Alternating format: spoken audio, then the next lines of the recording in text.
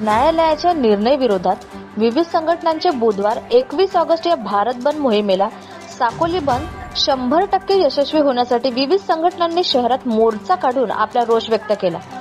जुने पंचायत समिती गांधी चौकात मोर्चाचे रूपांतर सभेत झाले। बिरसा फायटरचे Suresh Pandhare, all India people फेडरेशनचे केशव भलावी, बीडी खांडवाय, वंचित बहुजन आघाडीचे जिल्हा संघटक डीजी रंगारी, भारतीय बौद्ध महासभेचे साकोली अध्यक्ष विलास मेश्राम, समता सैनिक दलाचे साकोली कमांडर कैलास गेडाम, बहुजन समाज पार्टीचे मनोज कोटांगले, बिट्टू गजबिये, तालुका स्मारक समितीचे दीपक साखरे, अशोक रंगारी, मूल निवासी संघटनेचे शब्बीर पठाण, BRSPचे शिलवंत मेश्राम, काँग्रेसचे दिलीप मासुरकर, बॉम्बसेफचे कागदराव रंगारी, कार्तिक मेश्राम, माजी सभापती रेखा वासनिक, सामाजिक कार्यकर्ते चुनीलाल वासनिक, जगदीश रंगारी, नगर परिषदचे माजी उपाध्यक्ष जगन उईके इत्यादी मान्यवरांच्या उपस्थितीत रॅली काढून सभा संपन्न झाली। या प्रसंगी सुरेश कुमार पंधरे, केशव भलावी, जगन उईके, मनोज कोटांगले, डीजी रंगारी, प्रदीप मासुरकर, कैलास गेडाम, विलास मेश्राम, अशोक रंगारी व इतर मान्यवरांची सुप्रीम कोर्टाच्या विरोधात जो निर्णय देण्यात आलेला आहे व तो कसा घटनाबाह्य आहे व आरक्षणाची गरज का आहे याविषयी आपल्या भाषणातून पटवून दिले। सर्व कॉलेज, महाविद्यालय, व्यापारी संघटनांनी समर्थन दिले, पाठिंबा दिला। सर्व व्यापारी संघटनेचे आभार मानण्यात आले। त्यांनी तालुका स्मारक समिती येथून प्रगती कॉलनी चौक ते जुनी पंचायत समितीपर्यंत रॅली काढण्यात आली व त्या सभेत रूपांतर झाले। कार्यक्रमाचे संचालन भावेश कोटांगले यांनी केले तर आभार सोनू राऊत यांनी मानले।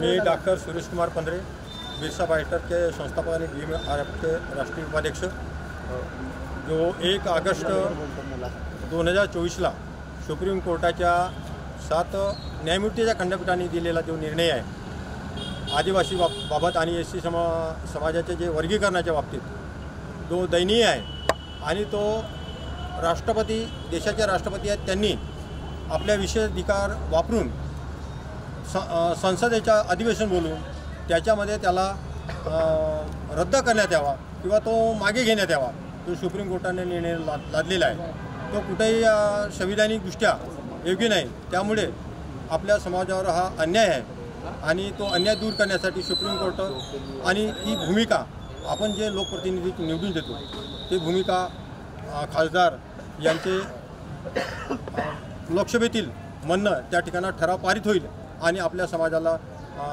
कुठेतरी निर्णय भेटेल।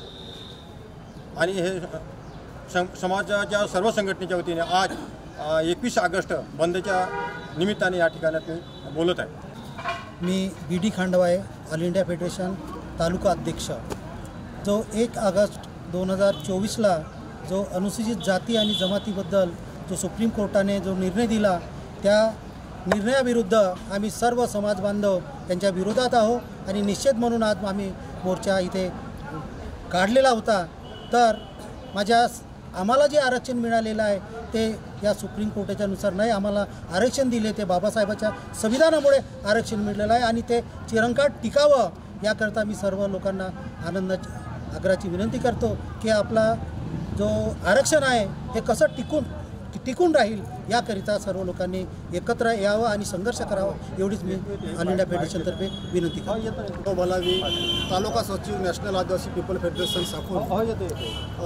1 ऑगस्ट 2024ला जो सुप्रीम कोर्टाने निर्णय दिलेला आहे तो आरक्षणाच्या विरोधात आहे, SC STच्या आरक्षणाच्या विरोधात आहे। जर संसदेच्या माध्यमातून संसदीय सभागृहाच्या माध्यमातून हा आरक्षणाचा जो निर्णय आहे जो तो म्हणजे बाद नाही झाला किंवा तो निर्णय मागे नाही घेतला तर आम्ही हा पुऱ्या भारत देशामध्ये साकोलीमध्ये भंडारा जिल्ह्यामध्ये जन आंदोलन करू। संघटनेच्या माध्यमातून आम्ही आंदोलन करणार आणि संसदीय माध्यमातून हा कुठेतरी हा जो सुप्रीम कोर्टाचा निर्णय हा रद्द व्हायला पाहिजे अशी आमची मागणी आहे। मी डीजी रंगारी, जिल्हा संघटक वंचित बहुजन आघाडी भंडारा। सुप्रीम कोर्टाने जो निर्णय दिलेला आहे SC आणि STच्या विरोधात तो घटनाबाह्य आहे। हजारो वर्षापासून या गुलामगिरीच्या जकडात SC आणि ST समाज जखडलेला होता आणि हजारो वर्ष त्यांच्या वेगवेगळ्या पासून ते वंचित होते। मग ते पाळण्यापासून असेल, काही शिक्षणापासून असेल, त्यांच्या प्रशासनापासून असेल आणि तो समाज त्याचा विकास व्हावा आणि इतर समाजाच्या बरोबरीने यावं याकरिता बाबासाहेबांनी SC आणि ST असे 2 गट पाडले आणि त्यांना आरक्षण दिले.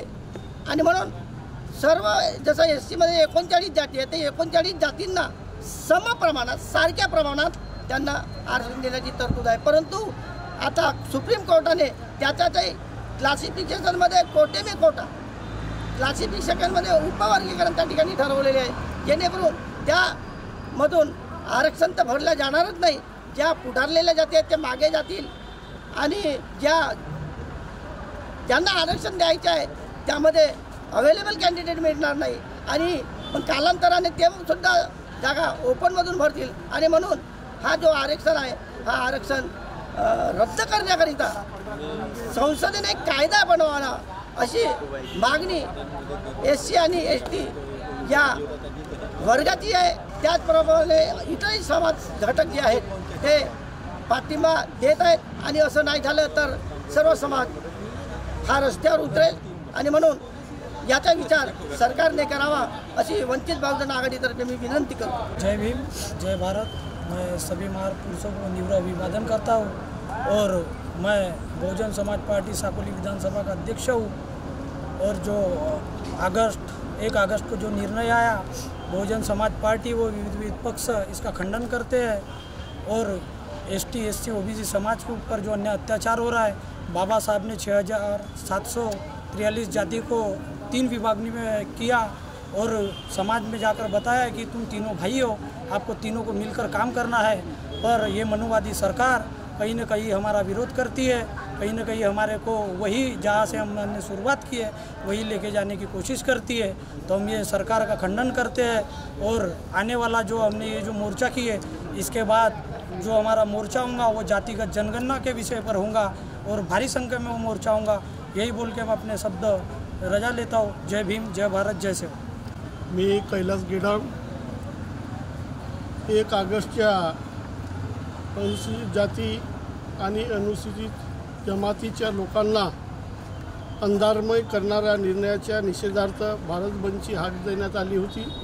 त्या हाकीला प्रतिसाद देण्यासाठी आम्ही साकोलीमध्ये सुद्धा सर्वसमावेशक असा बंद आयोजित केला होता. बंद यशस्वी झाला. या बंदच्या माध्यमातून देशाचे राष्ट्रपती असो, देशाचे संसदेचे पंतप्रधान असो की या भारतीय संसदेमधल्या 535 खासदार असो, या लोकांनी या तिघापैकी कोणीतरी हा कायदा निरस्त करण्यासाठी पुढाकार घ्यावा आणि हा सुप्रीम कोर्टाचा कायदा रद्द करावा ही यावेळी आमची मागणी आहे. ही मागणी पूर्ण न झाल्यास जसं आज भारत पूर्णपणे बंद होत असताना निळा झाला होता, बाबासाहेब आंबेडकरांच्या स्वप्नातील नीलमय क्रांती आज पुन्हा एकदा या भारतामध्ये, या साकोलीमध्ये, या जिल्ह्यामध्ये, या महाराष्ट्रामध्ये घडली. अशी पुन्हा वारंवार प्रसंग निर्माण करण्याचे प्रयत्न किंवा संधी आम्हाला भारताचे राष्ट्रपती, भारताचे पंतप्रधान किंवा भारतीय संसदेने देऊ नये हीच यावेळी माझी मागणी आहे आणि इच्छा पण आहे. मी विलास मेश्राम, भारतीय बौद्ध महासभा शाखा साकोलीचे अध्यक्ष. आज जो या ठिकाणी SC आणि STच्या जेवढ्या काही संघटना आहेत त्या 1 ऑगस्टला सुप्रीम कोर्टाने दिलेला जो निर्णय आहे, उपवर्गीकरण आणि क्रीमी लेअर ह्या ज्या काही 2 अटी टाकून या समाजाचं जे आरक्षण आहे घटनादत्त डॉक्टर बाबासाहेब आंबेडकरांनी आम्हाला अधिकार दिला आहे ते संपवण्याचा डाव हे सरकार, हे पंतप्रधान, हे संसद या ठिकाणी न्यायालयाच्या माध्यमातून करत आहे. तर ते होऊ नये म्हणून मागील 8 ते 10 दिवसापासून आम्ही या साकोली तालुक्यात बंद यशस्वी करण्याकरिता SC आणि ST या दोन्ही जातीतील ज्या संघटना आहेत सर्व संघटना मिळून आम्ही आज हा आंदोलन आणि बंद यशस्वी करून दाखवलेलं आहे. आणि हे सरकारला सांगायचं आहे की सरकारला जे अधिकार आहेत जी कोर्टाने स्वतः वापरले आहेत त्याचं सरकारने स्वतः खबरदारी घ्यावी.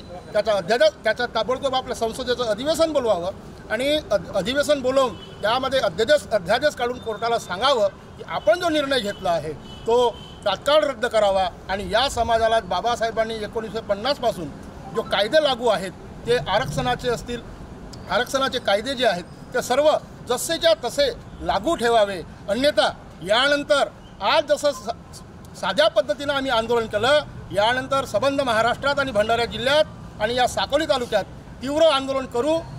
आणि एवढेच बोलतो आणि सर्वांना क्रांतिकारी जय भीम. 1 ऑगस्ट 2024चा जो SC आणि STचा सुप्रीम कोर्टाचा जो निर्णय आलेला आहे, SC आणि ST यांच्यासाठी जो वर्गीकरण